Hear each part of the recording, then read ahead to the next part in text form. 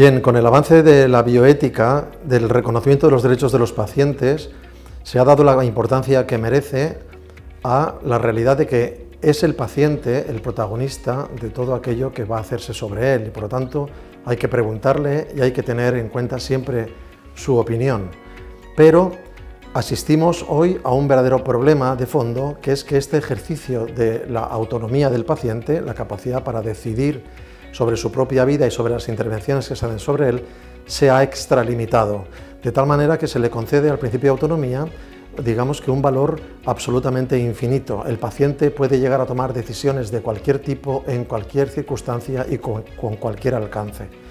Esto plantea dilemas muy serios, porque nos encontramos en la práctica clínica, en la práctica de la investigación, en la regulación legal de muchos temas, que a veces los pacientes deciden mal, deciden en su propia contra, deliberada o involuntariamente. La necesidad de regular estos límites en función del bien del propio paciente y de la sociedad se perfila hoy como una urgencia bioética. Fundamentalmente podríamos hablar de restricción de la capacidad de la persona para tomar ciertas decisiones, primero, a que las decisiones que se toman sean maleficentes, es decir, provoquen un daño, atenten contra su propia integridad física o psíquica o la integridad de otros. Es la primera cuestión. La segunda cuestión es que el paciente decida sin conocimiento, es decir, tome decisiones sin un conocimiento suficiente de la naturaleza de esas decisiones y sus consecuencias. Y la tercera decisión, y la tercera cuestión que puede limitar esta autonomía es los efectos que estas decisiones pueden tener también sobre otras personas. Al final somos seres conectados y nuestras decisiones son decisiones que afectan a todos.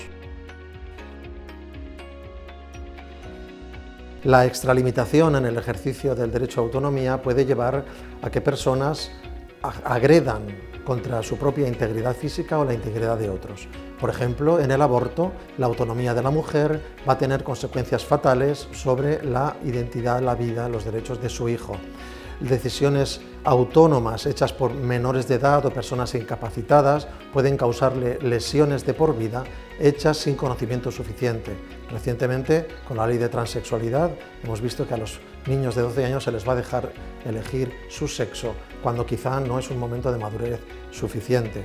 O pacientes con limitaciones psiquiátricas, estados depresivos, pueden tomar decisiones que no ponderan convenientemente las consecuencias de estas decisiones y pueden volverse también en contra de su propia integridad. Este tema, que es muy complejo, donde aparece la libertad, donde aparece la responsabilidad, donde aparece la realidad de la interacción de nuestras actitudes con las actitudes de los demás, es el que ha merecido el planteamiento de este congreso, en el cual pretendemos hacer un análisis lo más estricto, lo más riguroso posible desde un mundo pluridisciplinar al que hemos traído expertos de distintas áreas.